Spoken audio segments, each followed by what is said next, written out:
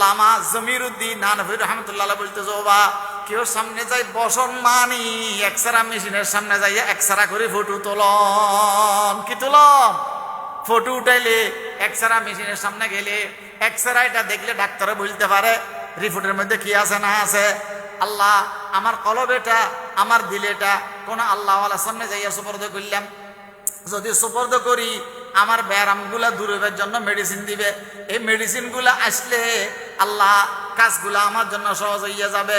আল্লাহ আমার হইয়া গেলে আমার জরুরত যা আছে সবগুলো আল্লাহ পুরা করে দিবে। হযরত রশিদ আহমদ গঙ্গুহি রহমতুল্লাহ আলাইহির দরবারের মধ্যে একজন আল্লাহর বান্দা ছিলেন, এমন আশিক ছিলেন। হযরত গঙ্গুহি রহমতুল্লাহ আলাইহি ওয়াজ করবার সময় মানুষ এটা সামনে না থাকলে হুজুরের ভালো লাগতো না। যদি হযরত রশিদ আহমদ গঙ্গুহি রহমতুল্লাহ আলাইহি কোনো সময় অসুখ বিসুখ হয়, অসুখ বিসুখের সময় মানুষ এটা কাছে থাকলে শান্তি লাগে। কোনো কথা মানুষ এটা বললে হুজুর খুশি হইতেন। হুজুরের অসুখ বেশি, এই মানুষ এটা কিছু কথাবার্তা বলে হাসাইতেন, লাগতো যে হুজুরের অসুখ চলে গেছে।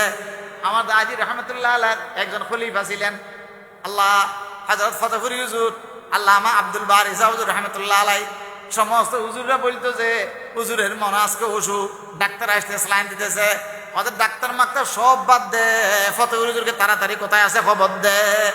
হযরত ফতেপুরি হুজুর রহমতুল্লাহ আলাইহি 2-3 মিনিট কথা বলি হাসাইয়ে ফেলতেন, গায়ে জ্বর ফুরে যাইতো। তো এমন ভাবে অন্যদিকে ঘুরে নিত, অসুখ মাথার মধ্যে ঢুকছে যে সেটা চলে যাইত। আল্লাহ তাআলা কিছু মানুষের এরকম কিছু দৌলত দেয় যেন কথাবার্তার মধ্যে মানুষের মন ফিরাইয়া ফেলতে পারে। এবার হযরত রশিদ আহমদ গঙ্গুহি রহমতুল্লাহ আলাইহি একজন আশিক ছিলেন, আলেম না। আশিক ছিলেন, আলেম ছিলেন না। সুফি সাহেব ছিলেন, বড় আলেম ছিলেন না। এবার হযরত গঙ্গুহি রহমতুল্লাহ আলাইহি একদিন ফজরের নামাজের পরে, কোন সময়?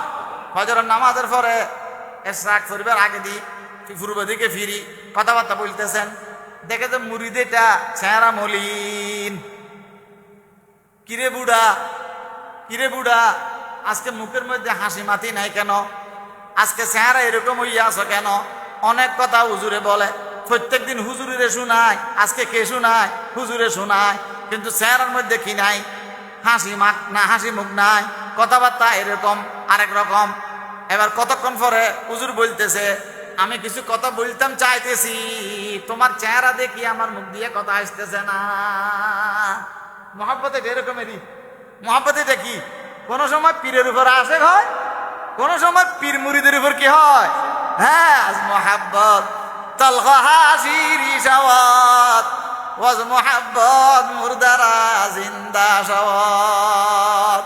মেয়ে বিয়ে দিলে মেয়ের মহব্বতের থেকে অনেক সময় জামের মহব্বত বাড়ি যায়, হয় না এরকম? নাতি হইলে ছেলের মহব্বত থেকে নাতির মহব্বত কি হইয়া যায়? বাড়ি যায়। কেন? ছেলে আমার, নাতি তার, কিন্তু আমার কাছে ছেলের মহব্বত নাই, নাতির মহব্বত হইয়া যায়। কেন? দুনিয়াটা এরকম যে আজ মহাব্বত আল হাসির শাওয়াত, ওয়াজ মহাব্বত মুরদারা জিন্দা শাওয়াত। মহাব্বত এটা এরকম। হযরত গঙ্গুহি রহমতুল্লাহ আলাইহি সাদগি দিল, তুমি এরকম হইয়া আছো যে আমার মুখ দিয়ে কথা আসতেছে না। এবার বলো যে হুজুর ওয়াজ বন্ধ করেন, তাইলে আমার ফেরেশানি শুনেন। হুজুর কি ওয়াজ বন্ধ করেন? কি শুনেন? আমার ফেরেশানি শুনেন। শেষ রাত্রে প্রত্যেক দিন যেরকম আসি, আজকেও সেরকম আসছি।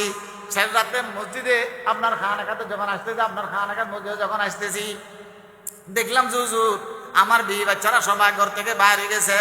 আমার ঘরের উঠানের মধ্যে লাশ, একটা লাশ। কি লাশ? হুজুর এখন হিন্দুস্তানের মধ্যে ইংরেজ খেদাও আন্দোলন চলতেছে। কি খেদাও?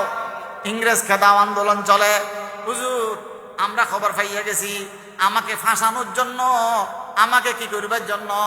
ফাঁসাইবার জন্য কোথায় মানুষ একটা মারি, কোথায় মানুষ একটা মারি আমার উঠানে ফেলছে, যে আমারে নাকি 1 নম্বর আসামি করি মামলা করবে।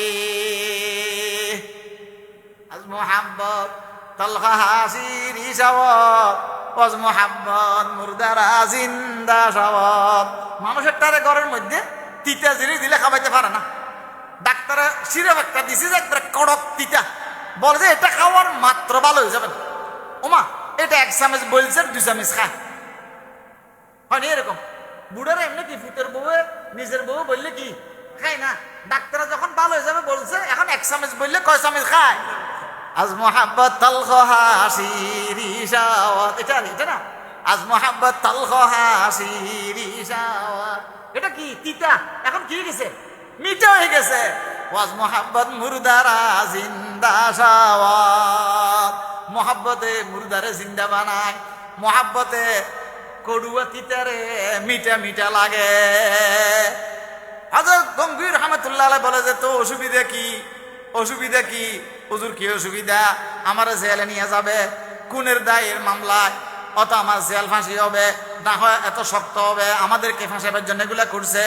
খুনের মামলার আসামি হইলে আমি বাঁচবো কেমনে? আমার ঘরের দুয়ারে লাশ। এবার আপনার ওয়াজ বন্ধ করেন, আমার জন্য কি ফায়সালা করবেন করেন। আমি আর কোন দরবার চিনি না, দরবার চিনি যে একটা। কোনটা?